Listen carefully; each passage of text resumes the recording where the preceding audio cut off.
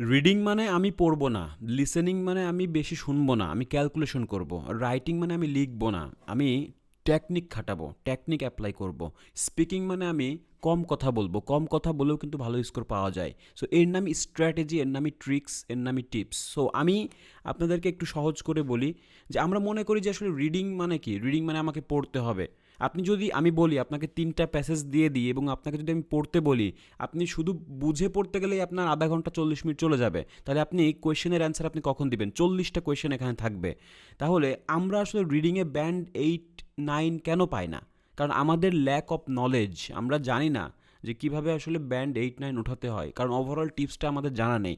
আজকের ভিডিওতে আমি ওভারঅল 10টি টিপস দিব, যেই টিপসগুলো ফলো করে আপনি রিডিংয়ে ব্যান্ড 8 এবং 9 আপনি ইজিলি উঠাইতে পারবেন। কারণ আমি আবারও বলছি যে আমরা এটা হারিয়ে ফেলি শুধুমাত্র আমাদের ল্যাক অফ নলেজ, মানে আমাদের সঠিক প্রপার গাইডলাইন নেই, টিপস নেই। আজকের ভিডিওতে আমি সেটাই বলতেছি। এখন ভিডিওটা স্টার্ট করার আগে আমার একটা রিকোয়েস্ট থাকবে যে আপনারা যে আইএলসের ক্যান্ডিডেট বা আপনারা যে প্রিপারেশন নিচ্ছেন, এটা আমি কিভাবে বুঝবো? মানে আপনাদের ভেতরে সেই নলেজগুলো তো আমাকে দেখতে হবে, ঠিক আছে? এখন আমার ভিডিও সামনে পড়লে আপনি গঠনমূলক একটা কমেন্টস করবেন, ইংলিশে কমেন্ট করবেন, ঠিক আছে? এতে করে আপনার ভেতরকার যেই একটা প্রতিভা, সেটা কিন্তু প্রতিফলিত হবে এবং আমি বুঝতে পারবো, এবং নিজের উপরে আপনি একটা কনফিডেন্স আপনি ফিরে পাবেন। কারণ এখন থেকে আপনার লেখালেখির অভ্যাস করতে হবে, ইংলিশে কথা বলা, লেখা, শোনা, পড়া, এগুলোর অভ্যাস করতে হবে ভাই, বুঝছেন? কিন্তু আপনি যদি মানে নিষ্কর্মার মতো বসে থাকেন, কোনো কমেন্টস না করেন, কারো ভিডিওতে আপনি গঠনমূলক কমেন্ট করতে পারেন না, তার মানে আপনার আইডিয়াও আসবে না, আপনি লিখতে গেলেও আপনার সমস্যা হবে। সো এখন থেকে ছোট ছোট প্র্যাকটিসগুলো করেন না ভাই, কেন, সমস্যা কি? একটা কমেন্টস করবেন, অবশ্যই আমার ভিডিওটা কমেন্টস করবেন এবং আমাকে রিচ করে দিবেন সবার কাছে, আমাকে শেয়ার করে দিবেন, অবশ্যই একটা লাইক দিবেন এবং সাবস্ক্রাইব করবেন। আমি এই 4টা বিষয় আপনাদের কাছ থেকে চাই। আমারও এখানে সুবিধা আছে, আমারও ফায়দা আছে, এবং আপনাদের ফায়দা যেটা হবে সেটা হলো আপনি কাউকে হেল্প করতেছেন, শেয়ার করার মাধ্যমে আপনি কাউকে হেল্প করতেছেন, এবং আপনি যখন একটা কমেন্টস করবেন, এই কমেন্টের মাধ্যমে আপনি যখন গঠনমূলক একটা কমেন্ট এটা শিখে গেলেন, ঠিক আছে? যে কমেন্ট কীভাবে করতে হয়, ইংলিশে কীভাবে লিখতে হয়, একটু ভুল হলে একটু কারেক্ট করে লিখে ফেলেন, সমস্যা কি? একটা প্র্যাকটিস হয়ে যাবে। এখন টেকনোলজিকে কাজে লাগান, ঠিক আছে? আচ্ছা, বেশি কথা এখানে বলবো না, আমি সরাসরি জাম্প করছি, 10টা টিপস আসলে আপনাদেরকে আমি দিচ্ছি। তো আপনি 1 নম্বরে যেটা করবেন সেটা হলো scheme over and watch for answer. Scheme over and watch for the answer. So এখানে কি, আপনি শুধু স্কিমিং করবেন।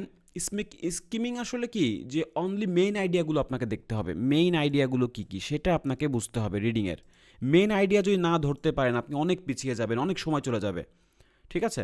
সো আপনাকে কিন্তু অ্যাটেন্টিভলি, মানে প্রত্যেকটা ওয়ার্ড পড়তে হবে না। You don't need to read attentively every word. আপনাকে মনে রাখতে হবে যে আপনার শুধু অ্যান্সারের, কোয়েশ্চেনের অ্যান্সারগুলো বের করতে হবে। আপনাকে তো টোটাল বিষয়টা সামারি করে আপনাকে উপস্থাপন করে আবার ওটা লিখতে হবে, এরকম কিছু বলেনি। আপনি শুধু কোয়েশ্চেনটার উপর ফোকাস করবেন যে কোয়েশ্চেনে কী চেয়েছে। কোয়েশ্চেনটা যদি আপনি বুঝতে পারেন, কোয়েশ্চেনে যদি আপনি 100% গুরুত্ব দেন, তাহলে আপনি বিশ্বাস করেন আপনার এত বেশি সময় লাগবে না, আপনার পুরো প্যাসেজ পড়া লাগবে না, ঠিক আছে? শুধুমাত্র কোয়েশ্চেনে আপনি ফোকাস করেন 100%। আমি কি কোয়েশ্চেন বুঝতে পারি কি না, বা তারা কোয়েশ্চেনে কী চাচ্ছে, এটা যদি আপনি দেখতে পারেন, তাহলে আপনি মেইন আইডিয়াতে সরাসরি চলে যাবেন, ঠিক আছে? So skim over the text and then start looking for the answer. So প্রথমে আপনাকে কোয়েশ্চেন পড়তে হবে, তাহলে আপনি স্কিমিং করতে আপনার জন্য সহজ হবে। মনে করেন যে প্রশ্ন একটা ব্যক্তির নাম আছে বা একটা ভার্সিটির নাম আছে, আপনি শুধু মানে কোনো কিছু না পড়ে সেই ভার্সিটির নামে চলে যাবেন, বা কোনো একটা লোকেশনের নাম আছে সেই লোকেশনে চলে যাবেন, কারণ এগুলো তো আপনি ইজিলি আপনার চোখে পড়বে। আর আপনি যদি সব পড়তে যান, সব ওয়ার্ড পড়তে যান, আপনার সময়ও চলে যাবে, আপনি অ্যান্সারও ধরতে পারবেন না। আচ্ছা, দ্বিতীয় নাম্বার যেটা হলো ওয়াচ ইয়োর টাইম, অর্থাৎ আপনার টাইমটা মাথায় রাখতে হবে। So don't forget you have only 60 minutes. So আপনার যে 60 মিনিট আছে এটা ভুলে যাবেন না, ঠিক আছে? আপনি এখানে গড়ে একটা কোয়েশ্চেনের জন্য 1 মিনিট 50 সেকেন্ড করে রাখতে পারেন গড়ে। মনে করেন যে কোনো একটা কোয়েশ্চেন আপনার সলভ করতে 3 মিনিট লেগে গেল, আর একটা কোয়েশ্চেন সলভ করতে আপনার 1 মিনিট লাগলো, অর্থাৎ গড়ে কিন্তু আপনার 1.5 মিনিট বা 2 মিনিটের কাছাকাছি আছেন, অর্থাৎ সঠিক সময়ে আপনি অ্যান্সারটা শেষ করতে পারবেন, মানে কোয়েশ্চেনের অ্যান্সারগুলো শেষ করতে পারবেন। সো আর মাঝে মাঝে দেখবেন, সবসময় মাথায় খেয়াল রাখবেন যে আমার কয় মিনিট আছে, কিন্তু প্যানিক হওয়া যাবে না।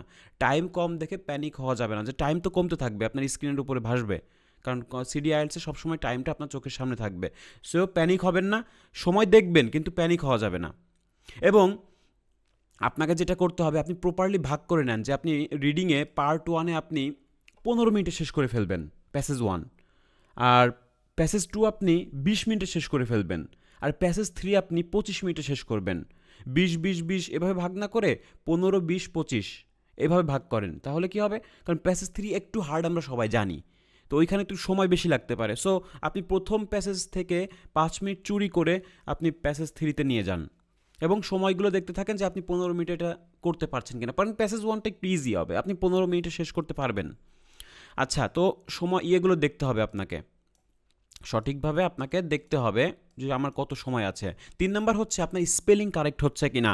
সো আপনাকে অবশ্যই দেখতে হবে যে আপনি কিন্তু 0 পয়েন্ট পেতে পারেন যদি আপনার স্পেলিং মিস্টেক হয়। এখন এটা আপনি অ্যান্সারগুলা আপনি দেখে দেখে জাস্ট টাইপ করে দিবেন, বিশেষ করে গ্যাপ ফিলে স্পেলিং মিস্টেক হতেই পারে, এস বা ইয়েস আপনি নাও দিতে পারেন, মানে তাড়াহুড়ো করে সব, মানে অবশ্যই আপনি যখন লিখছেন আপনি অ্যান্সারগুলো স্পেলিংগুলো আবার একটু মিলিয়ে নেবেন। ওকে, এরপরে যেটা আমরা দেখব যে কিপ দ্য অর্ডার, অর্থাৎ আপনাকে অর্ডার মেনটেন করতে হবে, মানে আপনাকে সিরিয়ালি একটা একটা কোয়েশ্চেন সলভ করতে হবে। যেমন মনে রাখতে হবে যে কোয়েশ্চেনগুলো কিন্তু অর্ডার ফলো করে, টেক্সট মোস্ট কেসেস, অর্থাৎ বেশিরভাগ ক্ষেত্রেই কিন্তু ফলো করে। সো আপনি সিরিয়ালভাবেই করবেন সব কিছু। এখন কিভাবে আসলে সলভ করতে হয় সেগুলো আমার ভিডিও আসলে দেখলে আপনার মানে বিস্তারিত বুঝতে পারবেন, রিডিংয়ের ভিডিও যেগুলো আপনারা চেক করতে পারেন আমার চ্যানেলে। সো দেখেন যে অ্যান্সার নাম্বার 5, কোয়েশ্চেন নাম্বার 5 আপনার কোয়েশ্চেন নাম্বার 4-এর পরেই কিন্তু আসবে, অর্থাৎ এগুলো কিন্তু সিরিয়াল ব্রেক করবে না। আপনার সিরিয়াল ব্রেক করবে মনে করেন যে list of headings, matching information, ঠিক আছে, এগুলোতে সিরিয়াল ব্রেক করতে পারে। কিন্তু আপনার gap fill, true false not given, এগুলো কিন্তু আসলে সিরিয়াল মেনটেন করে। এবং আরও বেশি অনেক টাইপের কোয়েশ্চেন আছে যেগুলো সিরিয়াল মেনটেন করে, ঠিক আছে। তো এগুলো আপনারা বুঝে নিয়েই আসলে ওইভাবে অর্ডার মেনটেন করে কোয়েশ্চেনগুলো সলভ করবেন। আচ্ছা, আমি এখানে বলে দিই, আপনারা এমসিকিউ টাইপের কোয়েশ্চেনগুলো একদম শেষে করবেন, ঠিক আছে। লিস্ট অফ হেডিংস, এমসিকিউ যেগুলো একটু পেঁচালো, কারণ সহজগুলো আগে দেওয়ার চেষ্টা করবেন। আচ্ছা, 5 নাম্বার হচ্ছে আন্ডারলাইন করতে হবে। সো আপনি যখন স্কিম করছেন টেক্সটের উপরে আন্ডারলাইন করবেন, কারণ এটা যেটা ইম্পর্টেন্ট আপনার ফ্রেজ মনে হয়, মনে করেন যে একটা লোকেশন হতে পারে, সাল হতে পারে, বা যেই মিনিংটা আপনি বুঝতে পারছেন সেগুলো আপনি আন্ডারলাইন করে ফেলবেন, ঠিক আছে। আর যেগুলো বুঝতে পারবেন না সেগুলো আন্ডারলাইন করার দরকার নেই, সেগুলো স্কিপ করে যান। ওগুলো বাদেই আপনাকে একটা মূল মিনিং বা একটা থিম দাঁড় করাতে হবে। আমরা কি করি, আমরা যেটা আসলে বুঝি না সেটাতে আন্ডারলাইন করি, এটা ভুল। যেটা বুঝবেন বা যেই ফ্রেজটা বুঝবেন সেটাতে আপনি আন্ডারলাইন করেন, তাহলে আপনার আরও বুঝতে সুবিধা হবে যে আমি এই লাইনে কী পড়েছিলাম, ঠিক আছে, দেখলেই বুঝতে পারবেন। তো এতে করে আপনার সময় সেভ হবে। আবার অ্যান্সার খুঁজে পেতেও আপনি হারিয়ে যাবেন না কোথাও, কারণ আমরা হারিয়ে গেলে আবার একটু সময় তো নষ্ট হয়। এখানে 10 সেকেন্ড 15 সেকেন্ড অ্যান্সার হারিয়ে গেলে, প্যাসেজ হারিয়ে গেলেই কিন্তু অনেক লস হয়ে গেল আপনার জন্য। সো প্রত্যেকটা সেকেন্ড আমরা কাজে লাগাবো, আন্ডারলাইন করব। আচ্ছা, 6 নাম্বার হচ্ছে আনফেমিলিয়ার ভোকাবুলারি, দ্যাটস ওকে। একটু আগে আমি যেটা বললাম যে অনেক আনফেমিলিয়ার ভোকাবুলারি আসতেই পারে প্যাসেজের ক্ষেত্রে। কারণ দেখেন, আমি সাপোজ মনে করেন যে একটা বিষয় নিয়ে পড়াশোনা করেছি, সাপোজ আমি ইঞ্জিনিয়ারিং নিয়ে পড়ছি বা আমি ইংলিশ লিটারেচার নিয়ে পড়ছি, আরেকজন হলো ডক্টর বা লয়ার বা কোনো একটা বিষয়ের উপর পড়াশোনা করছে। এখন তার ভাষা, তার বইয়ের ভাষা আর আমার বইয়ের ভাষা কিন্তু এক হবে না। আবার ঠিক এমনভাবে যে আপনি একজন রাজনীতিক বা পলিটিশিয়ানদের যেই ভাষা বা বক্তব্য, সেটা কিন্তু কোনো ধর্মীয় গুরু ওর সঙ্গে ম্যাচ করবে না। তার মানে এক একজন এক এক ক্ষেত্রে পারদর্শী, ভোকাবুলারি আসলে না জানা থাকতেই পারে, কিন্তু সবাইকে তো এক্সাম দিতেই হবে, তাই না? সো সেই ক্ষেত্রে আনফ্যামিলিয়ার ভোকাবুলারি এটা আসতেই পারে, কারণ এটা একাডেমিকের যেই সব রিসার্চ বেসড, এটা নতুন নতুন অনেক ওয়ার্ড যুক্ত হচ্ছে ডিকশনারিতে। প্রতিদিন আপনি জানেন কত ওয়ার্ড যুক্ত হয়। তার মানে কি আমি নাও জানতে পারি, ডিকশনারিতেই নেই। তো এগুলো আসলে আপনি স্কিপ করে চলে যাবেন, কারণ এগুলো ছাড়াই কিন্তু তারা এমনভাবে সাজাবে যেটা আপনি বুঝতে পারবেন। সো প্রত্যেকটা ওয়ার্ড আপনাকে বুঝতে হবে না, ঠিক আছে, এটা মাথায় রাখেন। প্রত্যেকটা ওয়ার্ড আপনার বোঝার দরকার নেই, দ্যাটস ওকে। আপনি যদি ইন্টার পাস হয়ে থাকেন তাহলে আপনার ভিতরে যেই ভোকাবুলারি আছে, that's enough to understand your question. So আপনি কোয়েশ্চেনগুলো বুঝতে পারবেন, ঠিক আছে।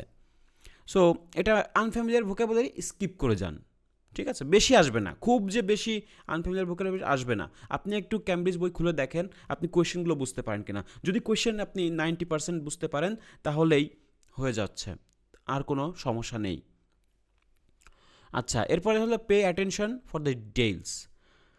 সো আপনাকে কি করতে হবে, পুঙ্খানুপুঙ্খভাবে যেই টেক্সটগুলো আপনি দেখছেন যেখানে স্পেসিফিক জায়গায়, সো এখানে স্পেশাল যে ফিচার যেমন ক্যাপিটাল লেটার্স বা আন্ডারলাইন বা আইটালিক মানে একটু বাঁকা করে লেখা বা গ্রাফস বা টেবিল, এগুলো আসলে ম্যাটার করে। এইখানে একটু অ্যাটেনশন দিবেন। মনে করেন যে সেমিক্লোনের পরে অ্যান্সার থাকে, তারপরে হচ্ছে আপনার কমা দিয়ে আসলে মূল বক্তব্যটা বলে, কমার পরে মেইন তথ্যটা থাকে, তারপরে হচ্ছে আপনার হাইপেনের পরে তথ্যটা থাকে, কোয়েশ্চেন মার্কের পরে অ্যান্সার থাকে। ঠিক আছে, এই বিষয়গুলো আপনাকে জানতে হবে, এখানে অ্যাটেনশন করতে হবে। আপনি বিশেষ করে কি প্যাসেজ 3-তে কোয়েশ্চেন মানে রাইটারের অপিনিয়নের পরে কিন্তু অ্যান্সার দিয়ে দেয়। রাইটার একটা প্রশ্ন করলো নিজে নিজে প্যাসেজের ভেতরে, সে এর পরের লাইনে কিন্তু অ্যান্সার দিয়ে দিবে।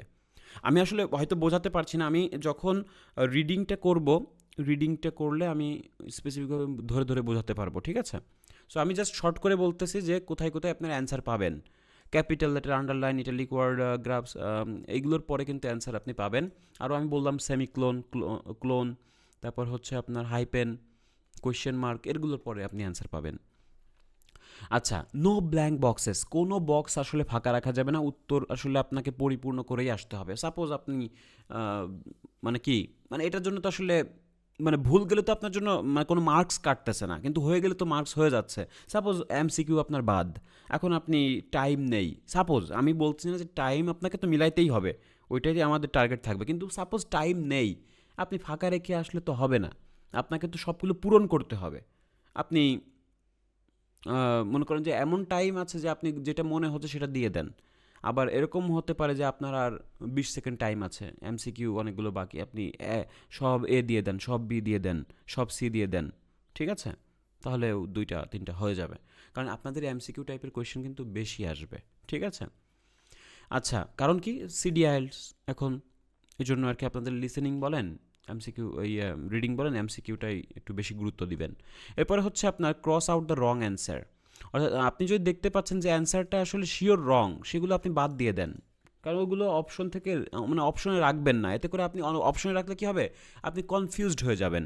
সো আপনি যাতে কনফিউজড না হন এই জন্য আপনি ওগুলো বাদ দিয়ে দেন, যে এইটা তো একদমই হবে না, এই হেডিংসটা তো এটার সঙ্গে মিলছেই না, বা এই এমসিকিউ এর এই অপশনটা এটার সঙ্গে মিলছেই না, বা এটা তো ফলস হবেই না, এটা তো ট্রু হবেই না। তার মানে কি এইভাবে বাদ দিতে হবে, এলিমিনেট করতে হবে, এলিমিনেট করলে আপনার অ্যান্সার বের হবে। আপনি ম্যাচিং ইনফরমেশন দেখতেছেন যে এই প্যাসেজের সঙ্গে এই স্টেটমেন্ট তো মিলছেই না, তাহলে বাদ দিয়ে দেন। এবার বাদ দিতে দিতে যেটা সবচেয়ে কাছাকাছি মনে হবে সেটা হলো আপনার অ্যান্সার। এভাবে ক্রস আউট রং অ্যান্সার, অর্থাৎ রং অ্যান্সারগুলো বাদ দিতে শিখতে হবে। এরপরে কি আপনার যে নিজের টেকনিকটা অবলম্বন করতে হবে। সো এটা আসলে স্ট্রেঞ্জ মনে হতে পারে যে আমি আসলে কোন নিয়ম ফলো করব। তো অনেক সময় আসলে যারা একটু অ্যাডভান্স তারা অন্যরকম করতে পারেন, তারা নিজেদের একটা স্টাইল চুজ করতে পারেন, যে আমি তো সবই দেখলে বুঝতেছি, তাহলে আমি আমার মতো করে যাই। এখন আমি আপনাদেরকে ওই ক্ষেত্রে বলবো না যে আপনি আগে ট্রু ফলস দেন, আগে গ্যাপ ফিল দেন, আপনি সিরিয়ালি সব দিয়ে যান, কারণ আপনি একটু অ্যাডভান্স, আপনি সবই বুঝেন। তো সেই ক্ষেত্রে আপনি নিজের টেকনিক ফলো করতেই পারেন। ঠিক আছে, সো আবার মনে করেন যে a lot of successful candidates prefer to read the text first, মানে যদি আসলে অনেকে আসলে প্রথমে টেক্সট পড়ে ফেলেন, প্যাসেজ পড়ে ফেলেন, তারপরেও কিন্তু ভালো অ্যান্সার করতে পারেন, কারণ তারা ইংলিশ মিডিয়ামের ছাত্রছাত্রী, অ্যাডভান্স লেভেলে, তারা কিন্তু পড়লে বুঝতে পারছেন, খুব অল্প সময়ে কিন্তু প্যাসেজ পড়ে ফেলতে পারছেন, তো তারা ওইভাবেই করেন, সমস্যা নাই। কিন্তু যারা দুর্বল তাদের ক্ষেত্রে আমি বলছি যে আগে কোয়েশ্চেন পড়েন, আপনি সঠিক জায়গায় ইয়ে করতে পারবেন, সময় ইনভেস্ট করতে পারবেন। ঠিক আছে, সো আমি এইখানে আপনাদেরকে নাম্বার 10-এ হলো আপনাদেরকে উপরে আমি ছেড়ে দিচ্ছি, আপনারা যেটা ভালো লাগে সেটাই আপনি করেন, যেটাতে আপনি কমফোর্টেবল। ঠিক আছে, সেটাই আপনি করেন। ওকে, সো এই 10টা টেকনিক যদি আপনি ফলো করেন বা টিপস ফলো করেন, তাহলে আশা করি আপনারা ব্যান্ড 8-9-এর একটা প্রিপারেশন নিতে পারবেন, কারণ আমরা আসলে কি জানি না যে কীভাবে অ্যান্সার করতে হবে, কী করতে হবে। সো সেই ক্ষেত্রে আমি একটু ওভারঅল একটা আইডিয়া দিলাম।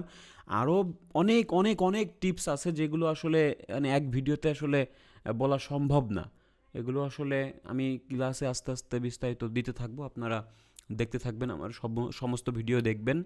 আশা করি আপনারা ভালো একটা প্রিপারেশন নিয়ে বসতে পারবেন। আর যারা খুবই খুবই খুবই দুর্বল, আমার সঙ্গে সরাসরি যোগাযোগ করতে পারেন, আমার কোর্স ডিটেলসটা ডিসক্রিপশন বক্সে দেওয়া থাকবে। Thank you so much. আর আমি যেটা বললাম, একটু লাইক, কমেন্ট, শেয়ার এগুলো করবেন। ঠিক আছে, এগুলো করলে আপনারই লাভ হবে, ক্ষতি হবে না।